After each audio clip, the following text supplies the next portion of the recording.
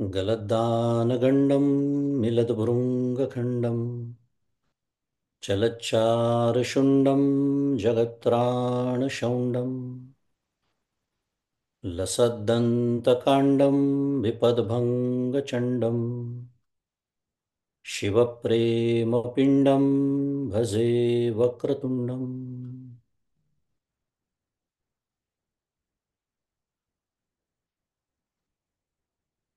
अहं निर्विकल्पो निराकाररूपो विभुर्व्याप्य सर्वत्र सर्वेन्द्रियाणां सदा मे समत्वं न मुक्तिर्न बन्धः चिदानन्दरूप शिवोऽहं शिवोऽहम् चिदानन्दरूप शिवोऽहं शिवोऽहम्।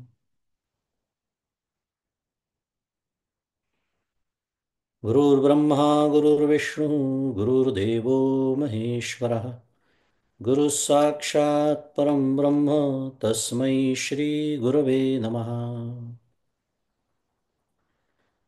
ब्रह्मानन्दं परमसुखदं केवलं ज्ञानमूर्तिं द्वन्द्वातीतं गगनसदृशं तत्त्वमस्यादिलक्ष्यम् एकं नित्यं विमलमचलं सर्वधी साक्षिभूतं भावातीतं त्रिगुणरहितं सद्गुरुं तन्नमामि।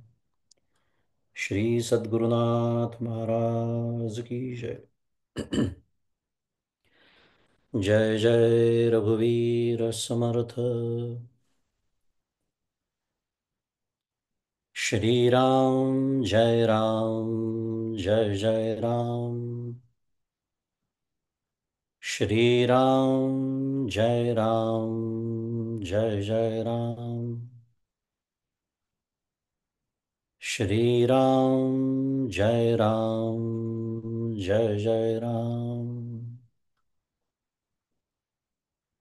श्री राम जय राम जय जय राम।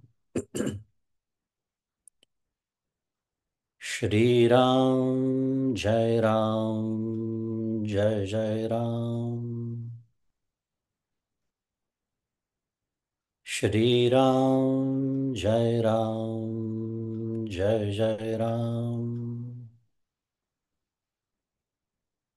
श्री राम जय राम जय जय राम।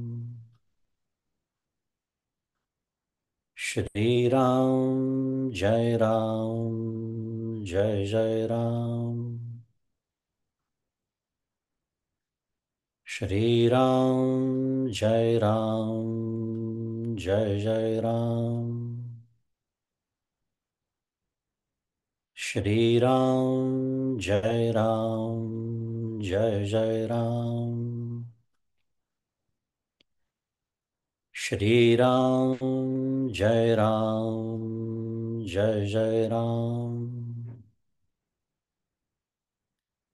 श्री राम जय राम जय जय राम।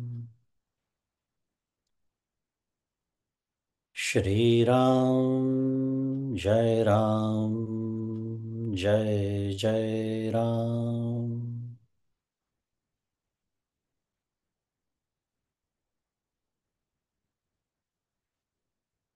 प्रभु श्री रामचंद्र भगवान की जय। श्री सद्गुरुनाथ महाराज की जय। जय जय रघुवीर समर्थ।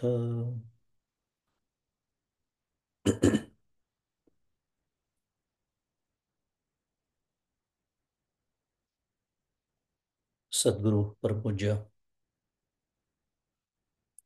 डॉक्टर श्री कृष्ण दत्तात्रय देशमुख उपाख्य डॉक्टर काका यांच्या श्रीचरणी शिरसाष्टांग वंदन। परमपूज्य मंदाताई गंधे यांच्या चरणी शिरसाष्टांग वंदन करतो। आपल्या प्रवचनमालेच्या दुसऱ्या आचार्या पूज्य ज्योत्स्नाताई यांना वंदन। तुम्ही श्रोते जगदीश मूर्ती तेथे माझी व्युत्पत्ती किती बुद्धिहीन अल्पमती सलगी करीतो श्रीराम. तुम्हा सर्वांना सप्रेम अभिवादन.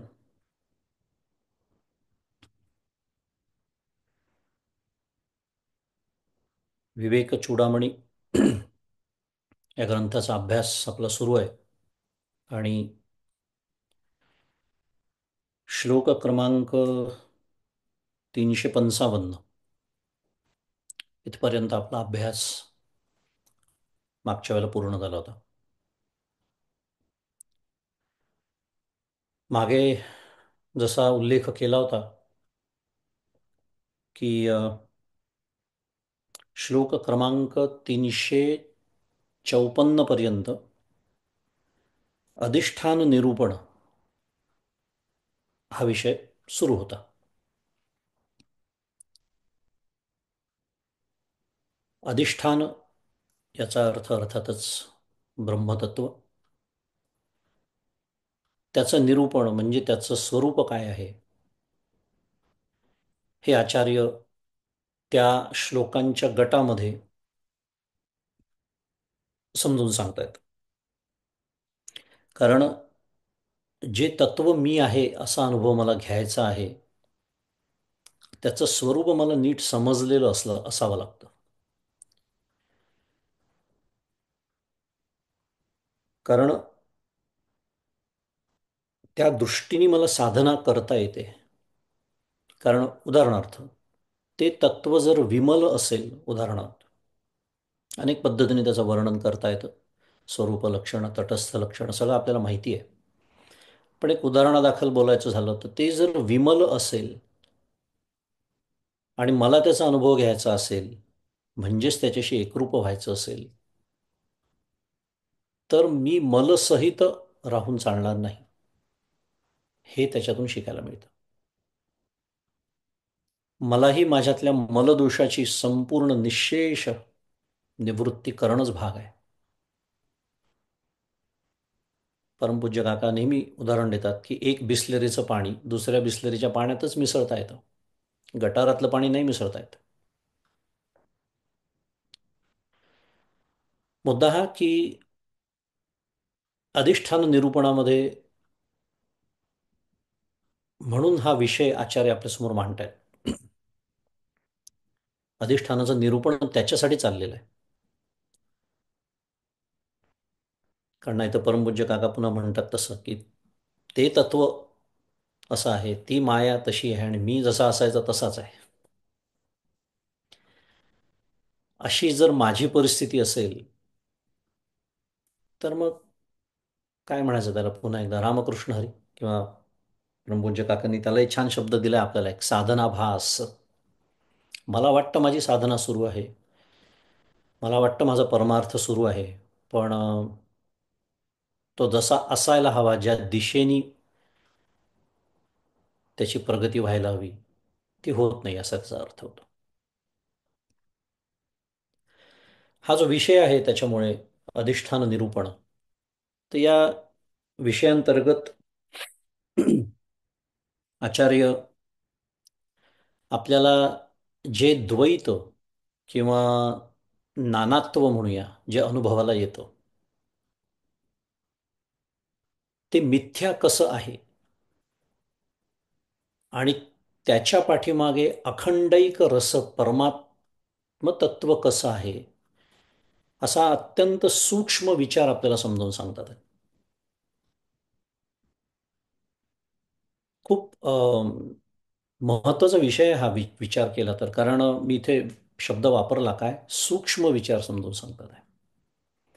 म्हणजे हा विचार किंवा हा जो श्लोकांचा गट आहे त्याच्यात आचार्य आपल्याला काय नेमकं सांगू पाहतात आहेत. खरंच म्हटलं ना तर हे समजण्याचे पण स्तर असतात.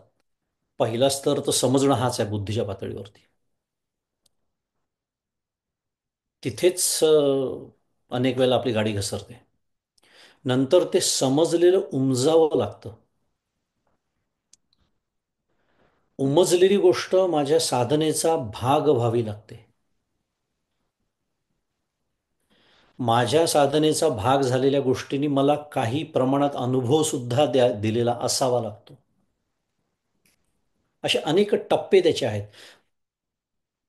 म्हणून मी सूक्ष्म असा एवढा फक्त शब्द वापरला, कारण ह्या सूक्ष्म विचाराला गवसणी घालण्यासाठी सुद्धा खूप साधना करावी लागते. हा माझा विषय आहे, मुद्दा आहे.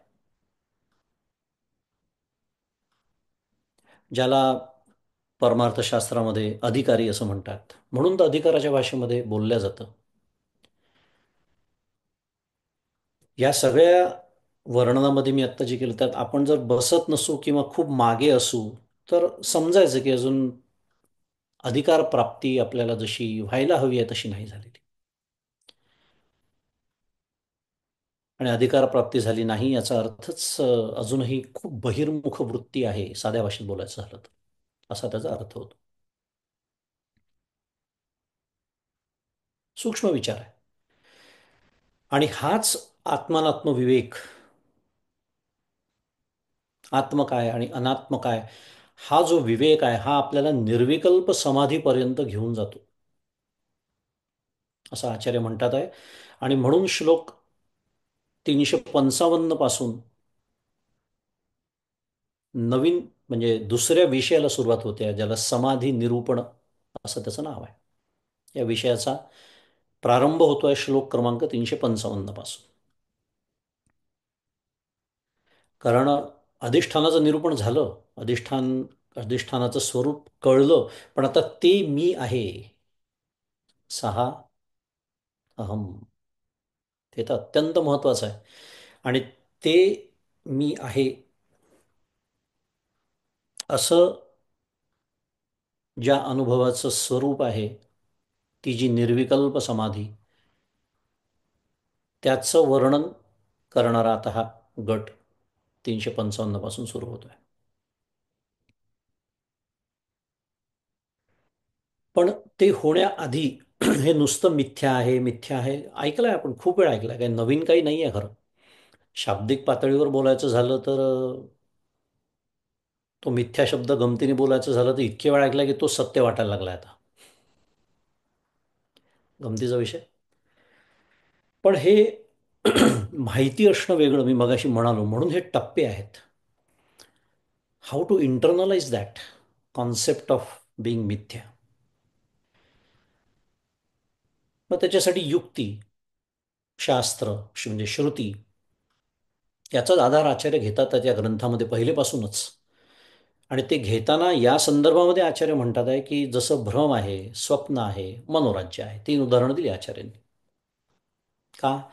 कारण भ्रम म्हणजे रज्जूवरती सर्प म्हणा, शुक्तीवरती चांदी म्हणा, किंवा झाडाच्या खोडावरती एखादा माणूस दिसणं म्हणा इत्यादी, किंवा स्वप्न म्हणा, किंवा मनोराज्य म्हणा आपण करीत असलेलो, हे सर्व मिथ्या आहे हे सांगण्यासाठी शास्त्राची गरज नाही. तो आपल्या अनुभवाचा विषय आहे. त्यामुळे आपल्या अनुभवापासून सुरुवात करतात आहे आचार्य. काय? या जगताचं मिथ्यात्व समजून देण्यासाठी. कारण ती तर पहिली पायरी आहे त्याच्यातनं सुटण्याची, त्या संसार बंधनातून. मग हे जो मिथ्या आहे असं आपल्याला कळतं असं आचार्य म्हणतात. ते सांगण्याची आवश्यकता नाही, त्याचं विवरण करण्याची आवश्यकता नाही. मग हे काय आहे सगळं, भ्रम म्हणा, स्वप्न म्हणा, मनोराज्य म्हणा, हे बुद्धीचं कार्य आहे असं आचार्य सांगतायत आपल्याला. हे बुद्धीचं कार्य आहे, म्हणजे बुद्धी त्याला कारणभूत आहे.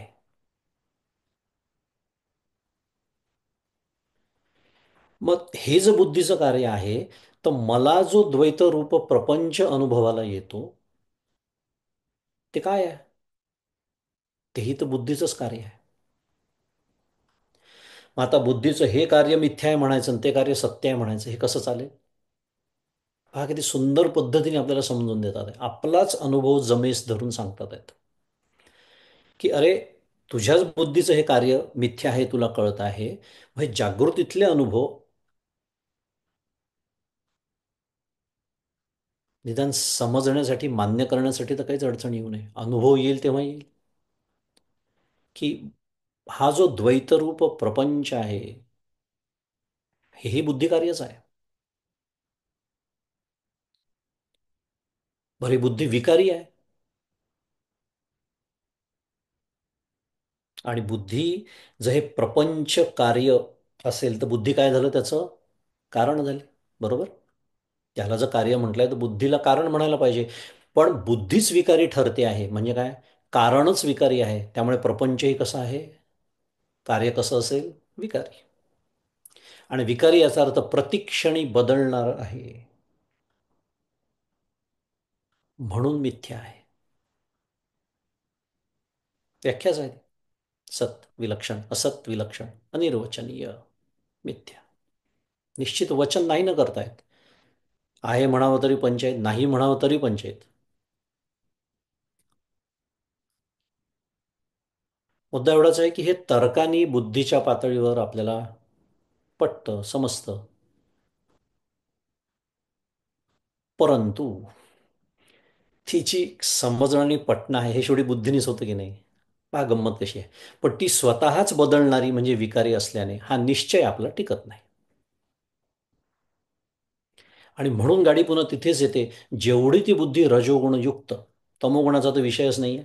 तमोगुणात समजणं आणि उमजणं हे पण शक्य नाही आहे. पण ती जेवढी रजोगुणाने युक्त, तितकं हे टिकणार नाही आहे. तितकी ती जास्त विकारी.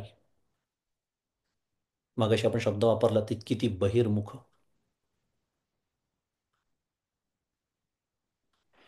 आणि आचार्य म्हणतात आहे, बुद्धी म्हणा किंवा प्राण, मन, हे जे सगळं काही आहे, या सर्व विकारांचा जो साक्षी आहे, प्रकाशक आहे,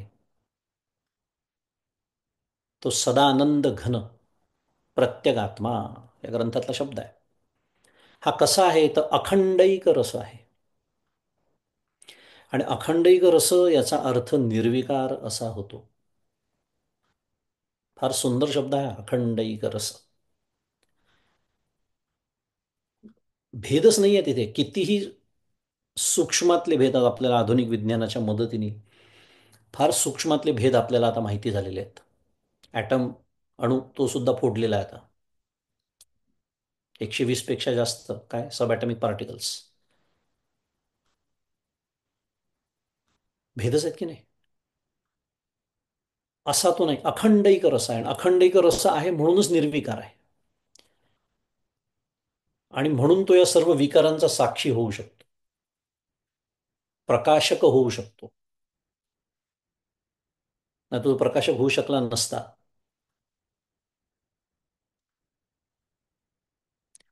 आणि मी आहे, बरं नुसता मी आहे नाही, मी आहे याचं मला भान आहे, म्हणजे मला कळतं आहे. आणि मी स्वतःला सदैव काय आहे, प्रिय आहे. अहमस्मी सदा भामी कदाचित नाहम प्रिय. मी कधीही स्वतःला अप्रिय नाही, म्हणजे सदैव प्रिय आहे. अशा आपल्याला सतत असलेल्या प्रतितीने जो जाणला जातो, सामान्य रूपाने. सामान्य रूपाने आहे, कारण सामान्य रूपाने तरी का म्हणायचं, कारण त्यात अहम आहे अजून म्हणून. अहमस्मी, अस्थिभाती प्रियाबद्दल बोलणं सुरू आहे म्हणून. पण त्याच्या पाठीमागे काय आहे, सच्चित आनंद. पण सामान्य रूपाने आहे की नाही अनुभव आपल्या सगळ्यांना, मी आहे. आणि मी आहे हे आपल्याला कळतं म्हणजे त्याचं भान आहे. आणि मी अखंड स्वतःला प्रिय आहे. या तीन गोष्टी यच्चयावत जीवांच्या बाबतीत सत्य आहे. कल्पना करा, मनुष्य, नुसता मनुष्य नाही, मनुष्य तर प्राण्यांच्या बाबतीत सुद्धा. शुद्ध मराठीत फॅसिनेटिंग फॅक्ट आहे खरं विचार केला तर. आपल्या सर्वांना एकत्र झाली सुरुवात इथूनच, नानात्वाच्या मागे असलेलं एकत्व बघण्याची. आपल्या सर्वांना, ज्याला आपण चेतन म्हणतो, जडामध्ये खरं आहे पण तिथे अभिव्यक्ती नाही अंतःकरण नसल्यामुळे, पण आपल्या सर्वांना एकत्र बांधणारं सूत्र काय आहे, सर्वांचा एकच अनुभव आहे, अहमस्मी सदाभामी कदाचिन नाहम प्रिया. असं सामान्य रूपाने आपल्याला त्याचं ज्ञान आहे. आणि ह्या परमात्म्याचं जे ज्ञान, ती जी ही विकारी असलेली म्हणजेच बहिर्मुख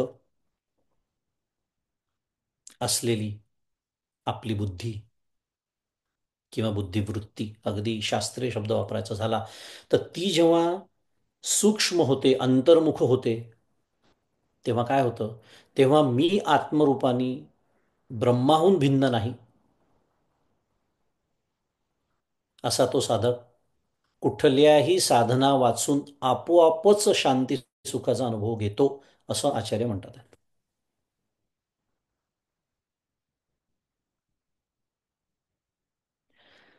माऊली 9व्या अध्यायात आपल्याला बोध करते. काय सुंदर ओळी आहे. सगळ्यांना पाठ असेल. मोटके गुरुमुखे उदयीजत दिसे, हृदयी स्वयंभची वसे, आणि हृदयी स्वयंभची असे, प्रत्यक्ष फावो लागे तैसे अपैसयाची.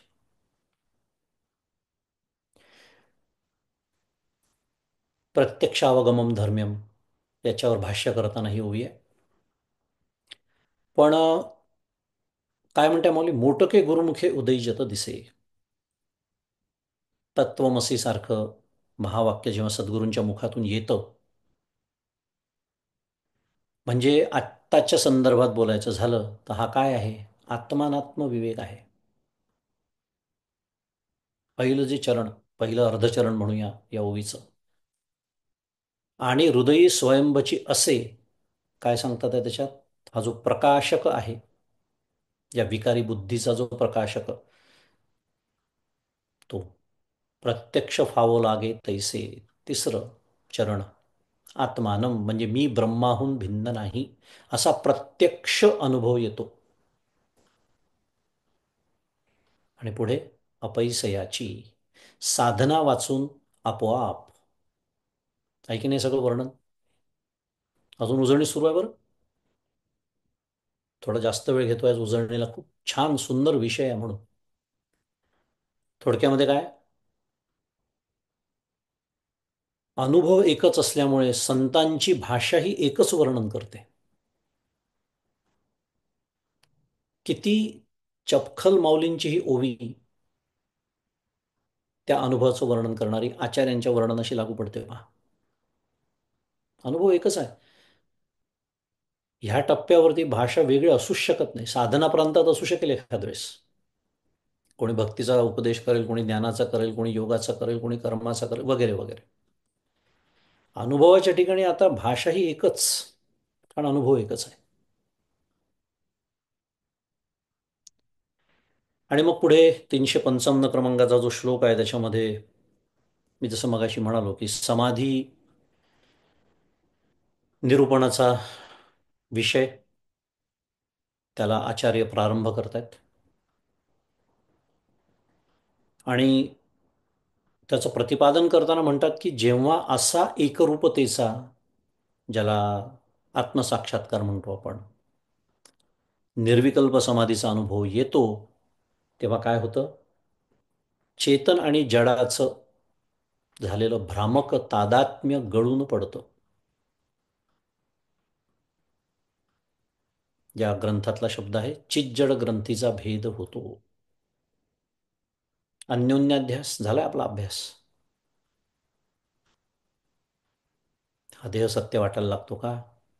आत्म्याचं सत्यत्व त्याच्यावर आरोपित होतं, आणि देहाचं विनाशी त्या आत्म्यावरती आरोपित करतो, म्हणून मी मरणार अशी भीती वाटते इत्यादी. हे जे भ्रामक तादात्म्य आहे ते गळून पडतं.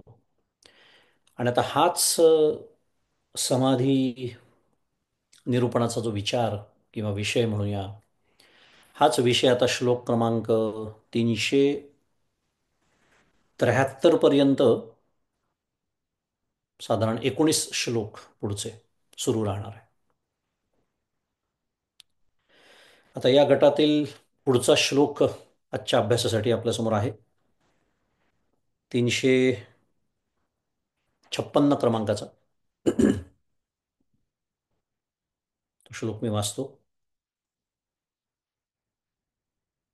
त्वमहमिद मितीयं कल्पना बुद्धिदोषात् प्रभवती, परमात्मन्यद्वये निर्विशेषे, प्रविलसति समाधावस्य सर्वो विकल्पो, विलयन मुपगच्छेद वस्तु तत्वात् वधृत्या. पुन्हा एकदा 356 क्रमांकाचा श्लोक. आणि पदच्छेदासह छान जास्त समजेल. आचार्य म्हणतात आहे की त्वम अहम इदम इति इयम कल्पना बुद्धिदोषात प्रभवती परमात्मनि अद्वये निर्विशेषे प्रविलसति समाधौ अस्य सर्वः विकल्पः विल विलयनम उपगच्छेत वस्तुतत्वात्मधृत्या. पदच्छेद आहे त्याचा. पुन्हा गट लक्षात ठेवायचा. गट सांगण्याचा उद्देश काय आहे, आपल्या विचारांची दिशा काय आहे. समाधी निरूपण हा विषय सुरू आहे. 355 क्रमांकाचा श्लोक झाला मागच्या वेळेला, 356 क्रमांकाचा आपण घेतोय. याचा अर्थ तो विषय आचार्य आपल्यासमोर त्याचा पुढचा मुद्दा मांडतात आहे. काय म्हणतात आहे आचार्य? म्हणतात आहे की त्वम अहम इदम इति इयम कल्पना. एका दमात पहिलं वाक्य वाचलं म्हणजे काय, अहम त्वम इदम. आपण थोडंसं क्रम बदलून घेऊया. अहम त्वम इदम इति इयम कल्पना म्हणजे मी आणि तू. तू म्हणजे ज्या चेतनाला उद्देशून मी बोलत आहे तो, म्हणजे समोरच्या शिष्याला उद्देशून म्हणतात आहे बरं का आचार्य. त्याला उपदेश सुरू आहे की नाही. त्याला सांगतात आहे की मी, तू आणि काय, इदम म्हणजे हा सर्व जड प्रपंच, संपूर्ण हे जग, अशी ही भ्रांती. इयम म्हणजे अशी ही, ही म्हणजे इयम, कल्पना म्हणजे भ्रांती. कशामुळे होते हो, तर बुद्धीच्या अविवेक विक्षेपरूप दोषामुळे उत्पन्न होते. बुद्धिदोषात म्हणजे बुद्धिदोषापासून, त्याच्यामुळे प्रभवती उत्पन्न होते. विचार केला तर तोच थोडासा विषय अजून सुरू आहे. कोणता? आत्मानात्म विवेक.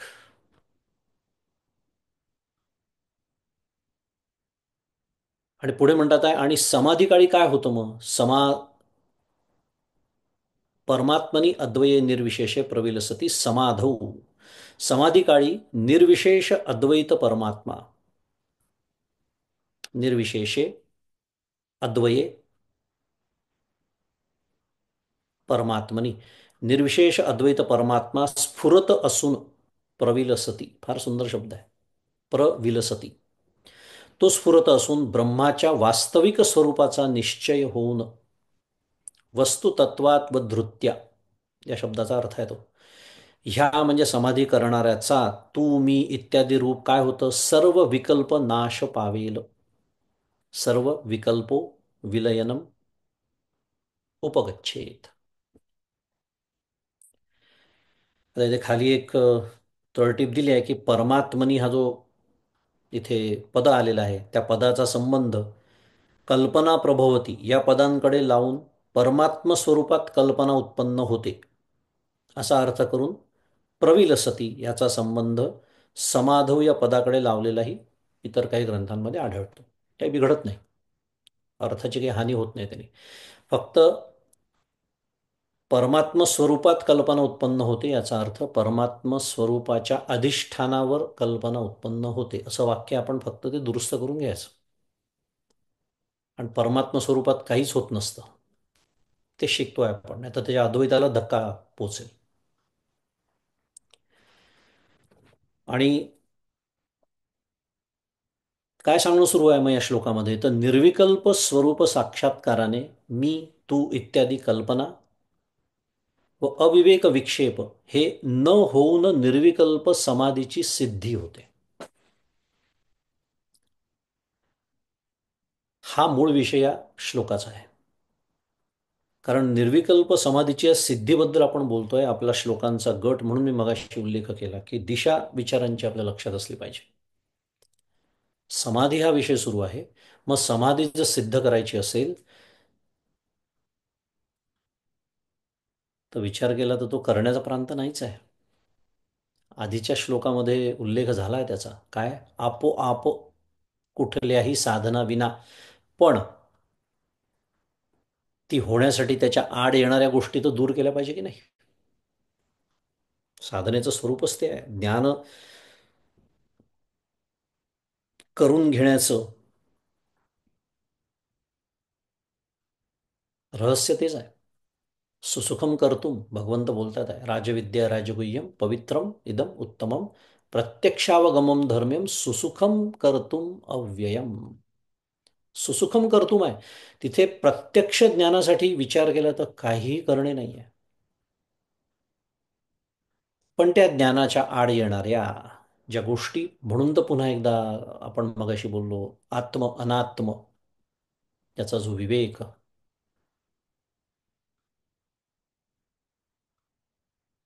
तो परिपूर्ण व्हावा लागतो.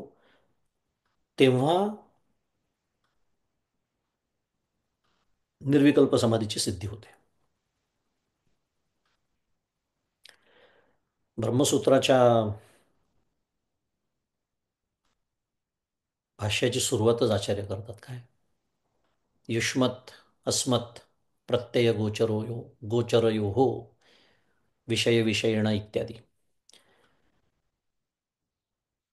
तोच अध्यास आचार्य तिथे सांगतात आहे. ब्रह्मसूत्राची सुरुवातच आहे. आणि याच अध्यासाला आचार्यांनी या श्लोकामध्ये काय म्हटलेलं आहे? विकल्प असा शब्द वापरलेला आहे. विकल्प. सर्व विकल्प नाश पावेल. सर्व विकल्प विलयनम उपगच्छेत. कारण हा विकल्प नष्ट झाल्याशिवाय निर्विकल्प समाधीची प्राप्ती नाही आहे. आपला मुख्य विषय तो सुरू आहे. कारण आता मी जसं मगाशीच, म्हणून मी थोडीशी आज प्रदीर्घ प्रस्तावना करण्याचं कारणच ते आहे की या टप्प्यावरती जो साधक आता पोचलेला आहे, बाकी सगळी स्थूल साधनं तर खूप मागे आता पडलेली आहेत. पण अजून समाधीचा अनुभव नाही. म्हणजे आता अजूनही द्वैत आहे, पण ते अत्यंत सूक्ष्म रूपाने ते द्वैत मला छळताय अजून, की जे आडवं येत आहे माझ्या निर्विकल्प समाधीच्या त्या अनुभवाच्या.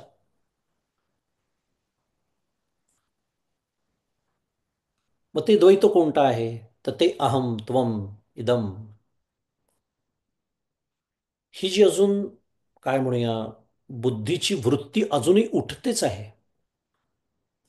हे त्या विकल्पाचं स्वरूप आचार्य इथे सांगतात आहे.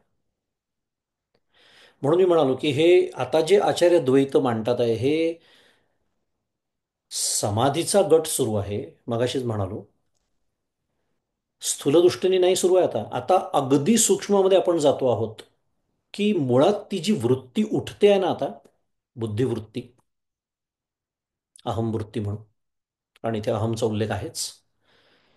त्या वृत्तीचे प्रकार आता बघायचा नाही आपल्याला, फक्त वृत्ती उठते आहे. अखंड वृत्ती एका पाठोपाठ उठतेच आहे. आणि ती काय करते? अडथळा निर्माण करते आपल्या निर्विकल्प समाधीला. कारण तो विकल्प आहे. आणि या विकल्पाचं स्वरूप अहम त्वम इदम इति कल्पना, म्हणजे भ्रांती. आणि ही भ्रांती निर्माण होण्याचं कारण बुद्धीचा अविवेक विक्षेपरूप दोष, असं आचार्य इथे म्हणतात.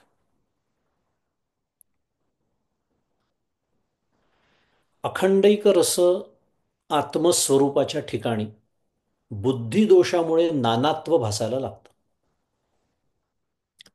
म्हणून मी म्हणालोय की आपल्याला फार नानात्व वगैरे म्हटल्यानंतर फार जगाचा आत्ता विचार नाही करायचा आहे. आपल्याला ती अद्वैताची स्थिती सोडायची नाहीये, फार दूर जायचं नाहीये त्याच्यापासून विचार करताना. अखंड एक रस, ते मी आहे, इथेच थांबायचं आहे. पण तिथे थांबता येत नाही. कशामुळे? या बुद्धिदोषामुळे.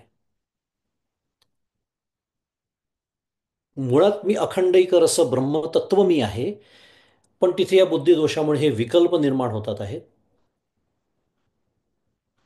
ही प्रक्रिया कशी घडते? तर ही प्रक्रिया समजावून सांगताना आचार्य वार्तिकामध्ये सुंदर श्लोक येतो एक.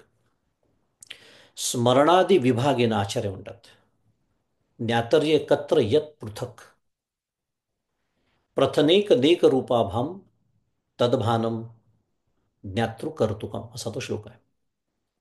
स्मरणादि विभागेन, काय होतं? स्मरण आदी म्हणजे स्मरण म्हणा, ग्रहण म्हणा, निश्चय म्हणा, इत्यादी इत्यादी यांनी भाग झाल्याने अनेक रूपांनी प्रकट होणारा, ज्ञाता आणि कर्ता असं भान असणारा, ज्ञातर्ये एकत्र यत पृथक. पृथक म्हणजे काय? अनेक रूपांनी प्रकट होणारा. मी ज्ञाता, मी कर्ता.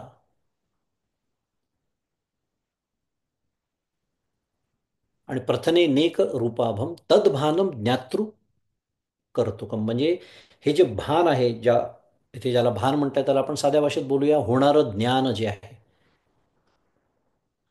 आता आत्ताच्या भाषेत इथे बोलायचं झालं तर बुद्धिवृत्ती.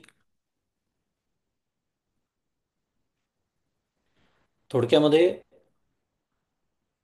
साक्षी जो आत्मा आहे त्याच्या अज्ञानामुळेच, म्हणजेच बुद्धिदोषातून काय होतं? तर प्रमाता म्हणजे द्रष्टा. म्हणून मी म्हणालो की फार दूर जायचं नाही आपल्याला ते स्वरूप सोडून. स्वरूपामध्ये हे नानात्व जे निर्माण होत आहे ते कसं होतं ही प्रक्रिया आपण समजून घेतोय बरं का. त्याच्यासाठी हा श्लोक सांगितला. काय होतं? बुद्धिदोष आहे. मग त्यांनी काय होतं? तर हा जो अखंडैक रस जो साक्षी रूप आत्मा आहे त्याच्यामध्ये या बुद्धीच्या दोषामुळे प्रमाता म्हणजे द्रष्टा, म्हणजे अहम, प्रमाण म्हणजे दृश्य, म्हणजे त्वम आणि इदम, आणि प्रमेय म्हणजे दर्शन, म्हणजे कल्पना. अहम त्वम इदम इयम कल्पना ही निर्माण होते.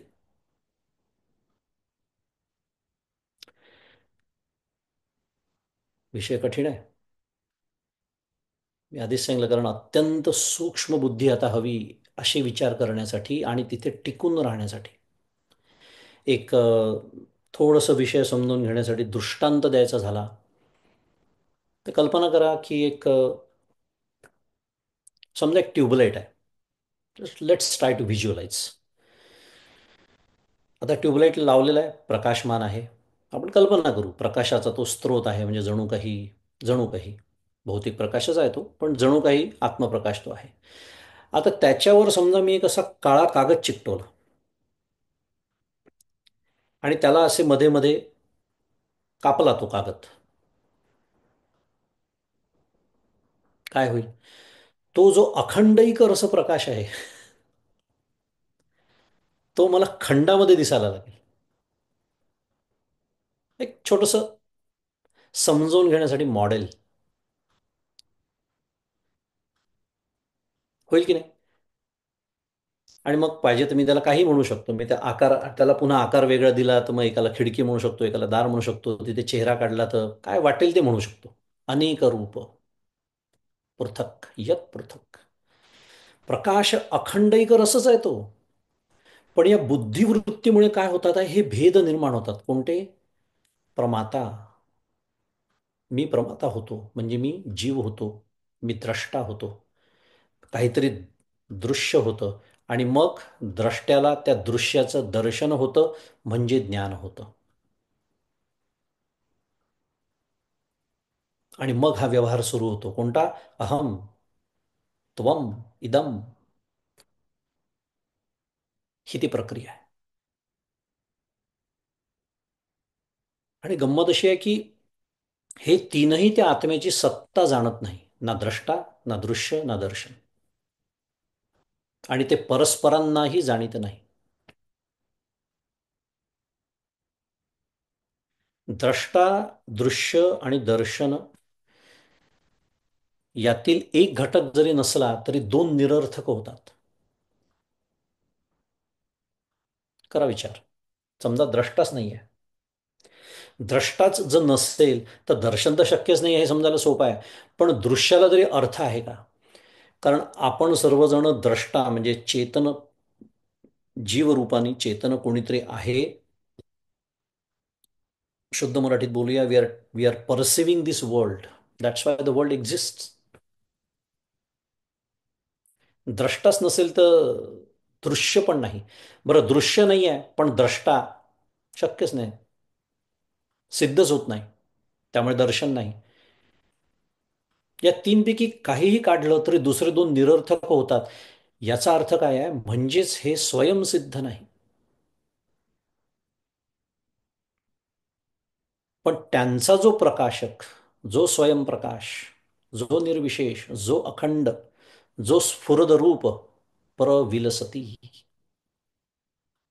परमात्मा आहे, असा जेव्हा मला अभेद रूपाने म्हणजेच एकत्वाने अनुभव येतो, तेव्हा निर्विकल्प समाधीची सिद्धी होते.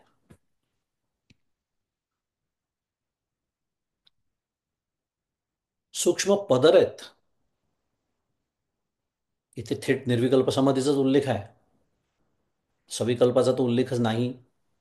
इथे तरी नाही निदान. किंवा त्याचे प्रकार आहेत अजून सविकल्प निर्विकल्पाचे, ते त्याच्याबद्दल आपण आत्ता बोलत नाही आहे. पण निर्विकल्प समाधी सिद्ध होण्यासाठी तो जो अखंडैक रस प्रकाश, त्याच्यासाठी हे बुद्धीचे जे दोष, कोणते दोष? आत्ता आपण जे बोललो तो, हे जावे लागतात. आणि त्या दोषांची निर्मिती आहे काय? अहम त्वम इदम. म्हणजे थोडक्यामध्ये बोलायचं तर नानात्व, द्वैत, ही बुद्धीची निर्मिती आहे. हे बुद्धीचं कार्य आहे, हे आपण सुरुवातीला शिकलो. आणि हे जोपर्यंत दोष दूर होत नाही, आणि मग मग हे बुद्धीचे दोष कुठून आले? का का म्हणून बुद्धीमध्ये माझ्या दोष आहेत?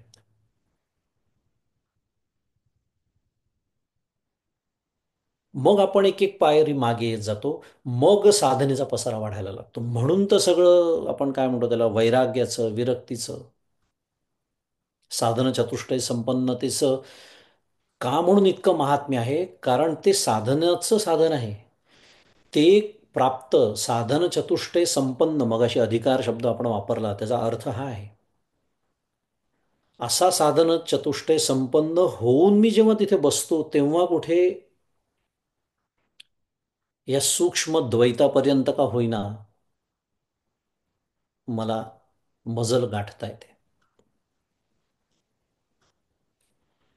आणि अशी समाधी, समाधी शब्द संस्कृतमध्ये पुल्लिंगी आहे बरं, ऐकलाय आपण.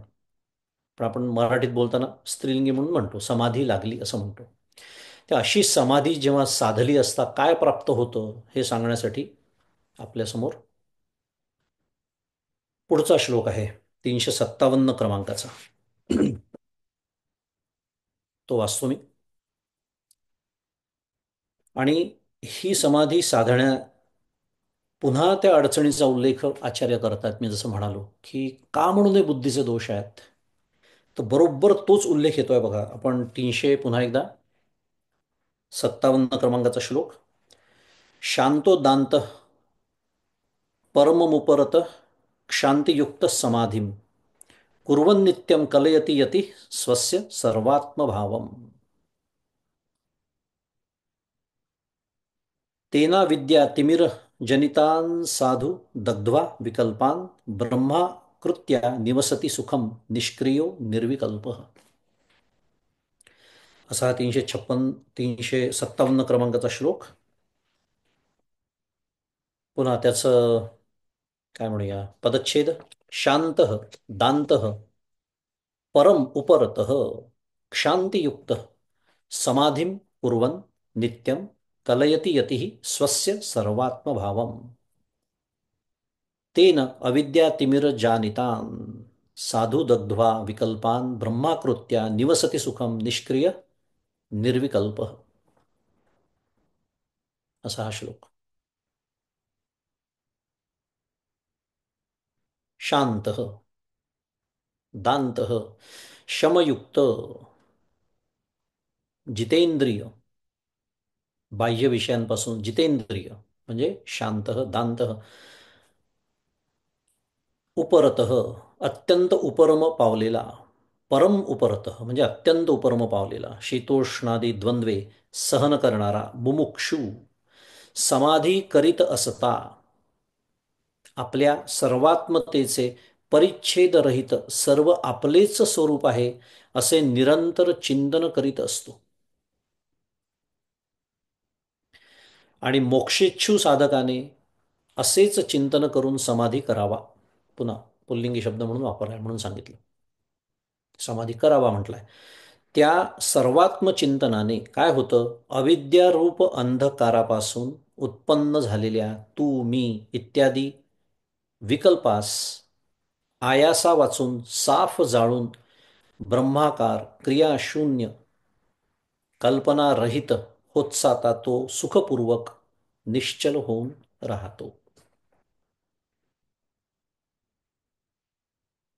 थोडक्यात समाधी साधन संपन्न होऊन व सर्वत्र आपणच व्यापक रूपाने आहोत असे चिंतन करून समाधी केला असता सर्व विकल्प नष्ट होऊन ब्रह्मनिष्ठा प्राप्त होते.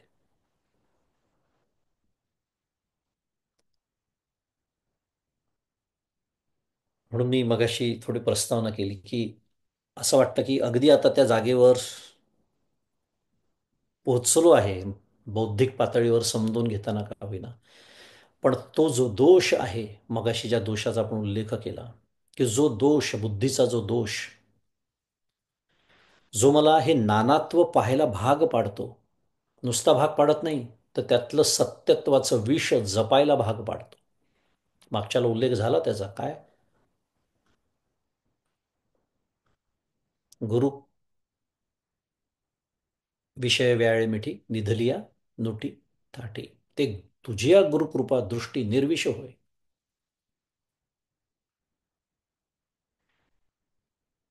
डोळे उघडल्यानंतर इंद्रिय काम करत असताना मला नानात्व दिसणारच आहे, भेद दिसणार आहे, कळणार आहे.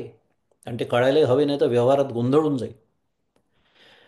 पण ते सत्य आहे हे घट्ट उराशी बाळगून मी जेव्हा इथे साधनेला बसतो, कसा निराश होणार आहे त्याचा? त्या सत्यत्वातूनच तर ही बुद्धिवृत्ती उठते आहे, जी मगाशी आपण बोललो. त्या सत्यत्वातूनच मला अखंड नानात्व बघावं लागत आहे.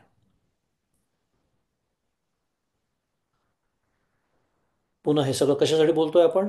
त्याच्यासाठी आचार्यांनी पुढच्या श्लोकामध्ये पुन्हा एकदा एक पायरी मागे जाऊन काय सांगतात आहे? अरे अधिकार हवा. तेच तर आपण बोललो. हे सांगण्यासाठी शांत दांत.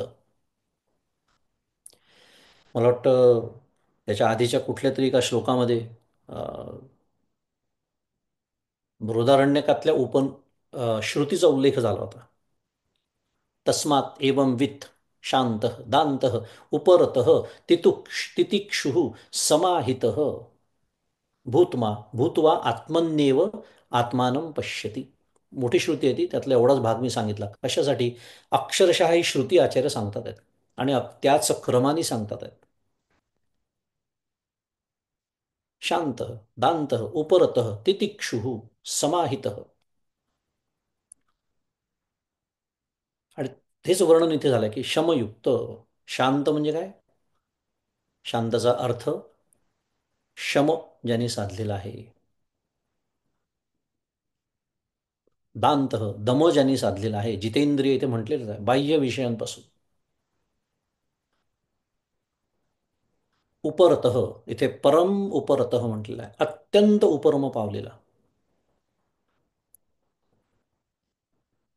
कुठलीही ईषणा ज्याची शिल्लक नाही त्याला म्हणतात बरं का उपरतः. शमामध्ये तृष्णाचा उल्लेख येतो. आचार्यांच्या भाष्यातच आहे त्या बृहदारण्यकातल्या श्रुतीवरती. आचार्यांचाच वेद चूडामणी आपण पाहतोय.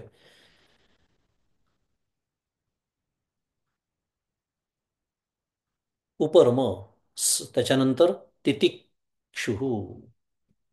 अखंड जे द्वंद्व आपल्या सर्वांच्या आयुष्यामध्ये आहे आणि जे संसाराचं स्वरूप आहे, जे राहणारच आहेत, कारण ते प्रारब्धाने आपल्याला जे मिळायचं, जितकं मिळायचं, जेव्हा मिळायचं, जसं मिळायचं ते येत राहणार आहे.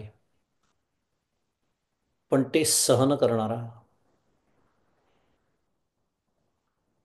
मला ते सहन होत नाही म्हणून तर माझी वाणी बिघडते. ज्याची वाणी बिघडते त्याने समजून घ्यायचं की मला द्वंद्व सहन होत नाहीये. आणि शुद्ध मराठीत आपण काय सांगतो? म्हणजे we try to justify our behaviour saying I am right no stress, you don't know how much stress I am going through. सांगतो की नाही आपण मराठीत? स्ट्रेस का बरं आला? स्ट्रेस येण्याचं कारणच आहे, तितिक्षा कमी पडली. आणि तरी माझी साधना अजून सुरूच आहे. कारण 10 वर्षापूर्वी, 15 वर्षापूर्वी माझी ज्या तितिक्षेची जी पातळी होती तीच आज आहे, आणि तरीही मी समजतो माझा परमार्थ छान सुरू आहे, मस्त. म्हणून मग डॉक्टर का कशाला म्हणतात, रामकृष्ण हरी, काय म्हणणार दुसरं. पुन्हा शुद्ध मराठीत, we have to operationalize all this. आणि इथे जरी शमदम, उपरम, तितिक्षा याचा उल्लेख असला, तरी आत्मानात्म विवेकाचा उल्लेख येऊन गेला आहे.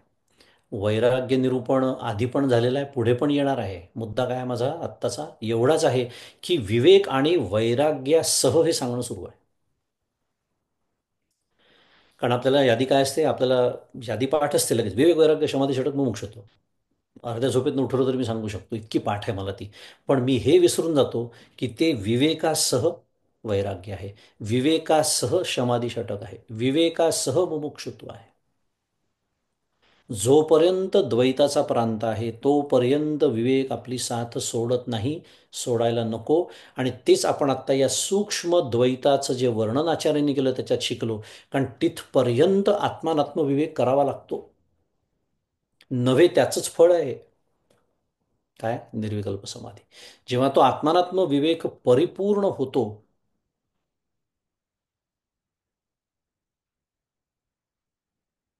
तेव्हा काय होतं? प्रत्यक्ष फावं लागे अपैसयाची,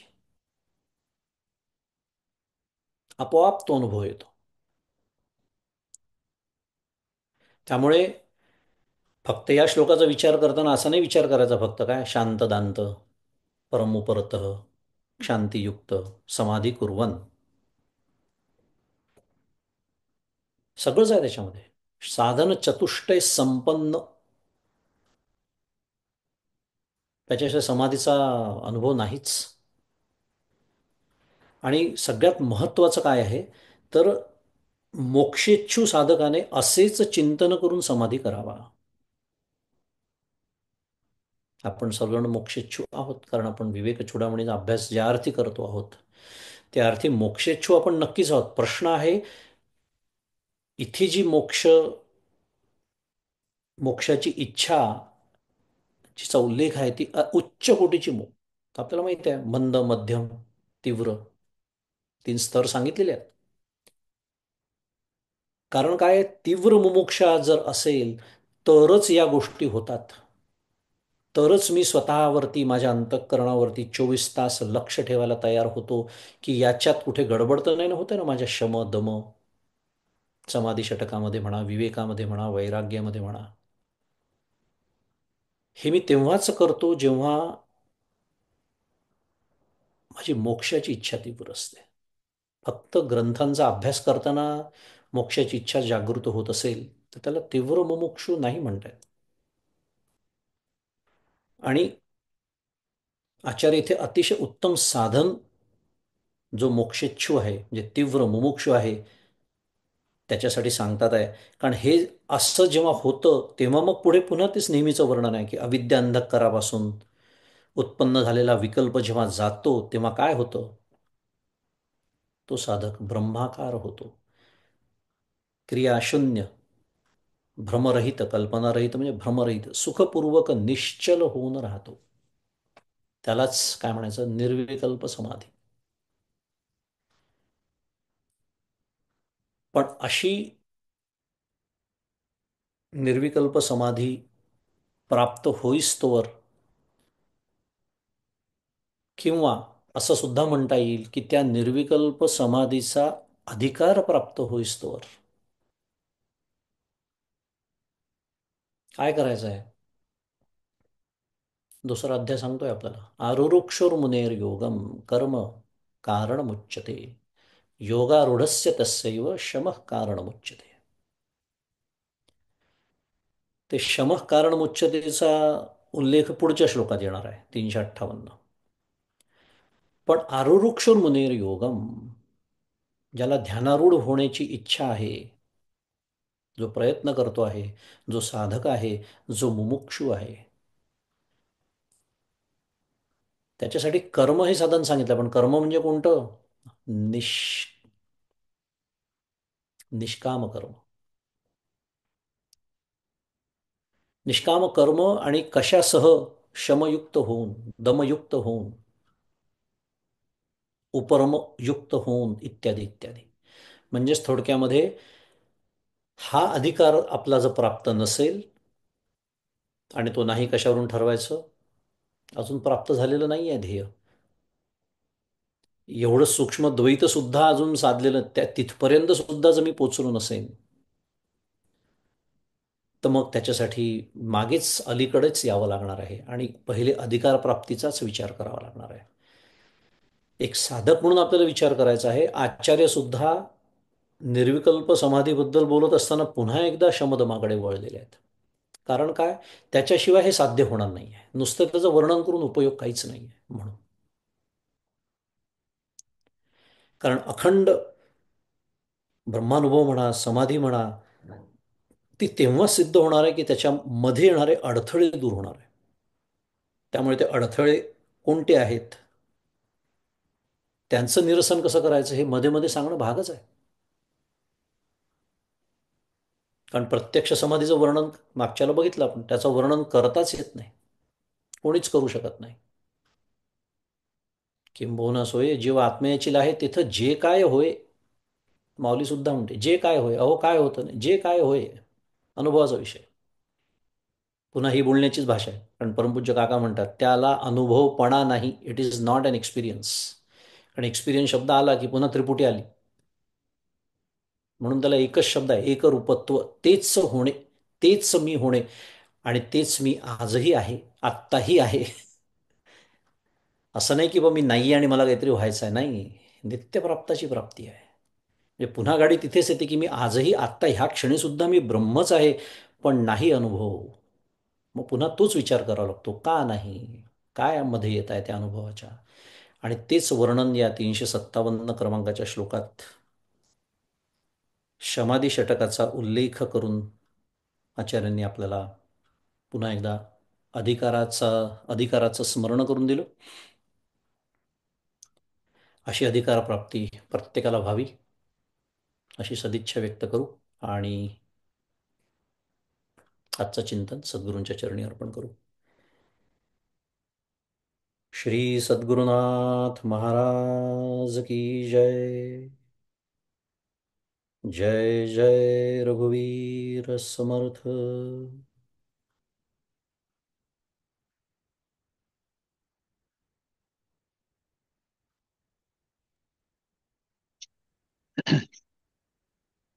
मग दादा, पुन्हा एकदा तुम्हाला नमस्कार. कोणाला प्रश्न असल्यास आता मायक्रोफोन ऑन करू शकता.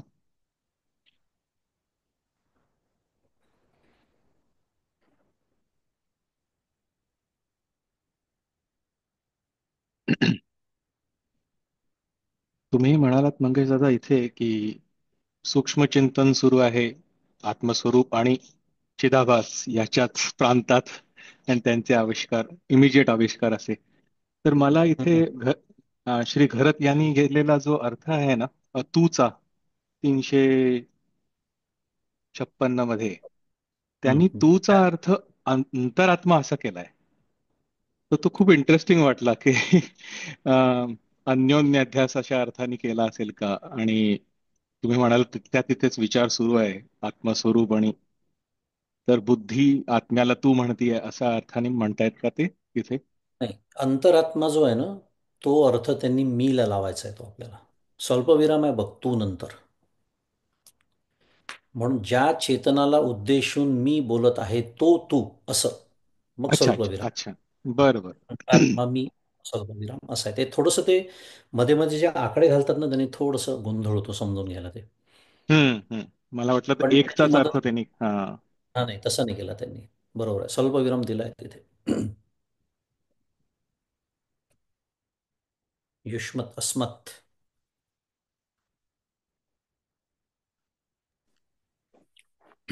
मंगेशजी, मा, बोला. माझा हा प्रश्न कसा विचारावा असाच आधी मी विचार करते आहे. अं, प्रमाता, प्रमाण आणि प्रमेय ही जी त्रिपुटी आहे त्याला प्रत्येक एकाला अस्तित्व नाहीये. तिन्ही मिळून एकमेकावर ते अवलंबून आहेत. राईट. ते तीन अवलंबून आहेत, ते स्वयंसिद्ध नाहीत. हा, राईट. अ, हा, त्या तिन्ही मिळूनच आपण ज्याला होणारं ज्ञान म्हणतो ते होतं आपल्याला. आणि या दृष्टीने ते स्वयंसिद्ध नाहीत, स्वयंप्रकाश नाहीत. हा. आणि सर्वात महत्त्वाचं दुसऱ्या म्हणजे आत्मतत्व जे आहे त्याच्या सत्तेवरती यांना अर्थ प्राप्त होतोय. राईट. त्या सत्तेवरती ते हे कार्य करतात आहेत. तर आणि स्वयंप्रकाश अखंड आहे. म्हणजे तिथे द्रष्टा नसला तरी तो आहे, दृश्य नसलं तरी तो आहे. हे जग निर्माण होण्याच्या आधीपासून आहे की नाही, जे हे काय दृश्य होणी असे, जग नासलेनी न नासे माऊली म्हणते.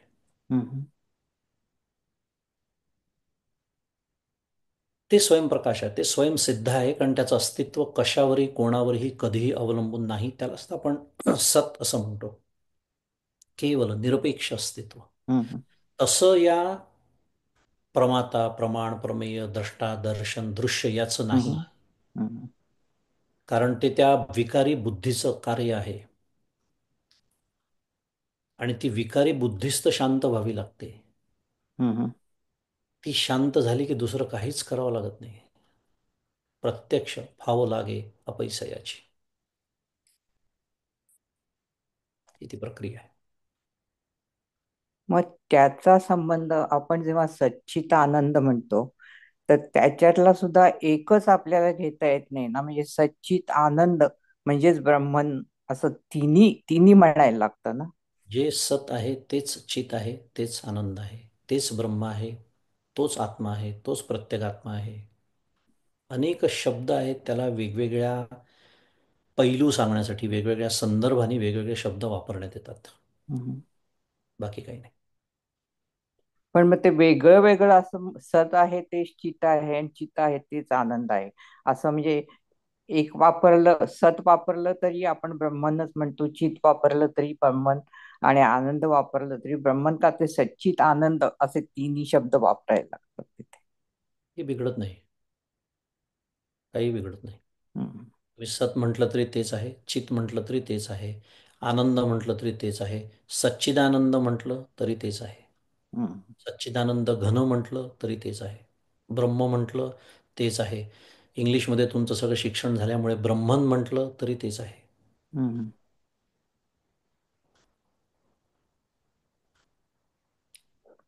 तत्व एकच आहे ना. हो,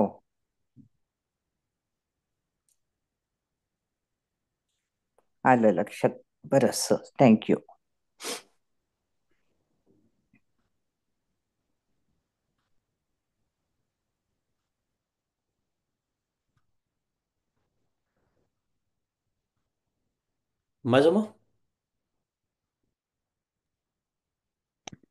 होय, कुणाला काही प्रश्न नसतील तर थांबू, मी घेतो शेवटचा श्लोक. भावी पूर्ण कृपा गुरु मजवरी, प्रार्थित भावे तुला, वारी सर्व अरिष्ट नेऊनिलया, संमोह जो वाढला, अज्ञानांधजनासी मुक्त करुनी, शांतीपदी बैसवी, विनती हीच असे न मागत तुझे, भक्ती तुझी ही हवी. श्री सद्गुरुनाथ महाराज की जय. जय श्रीराम. जय श्रीराम.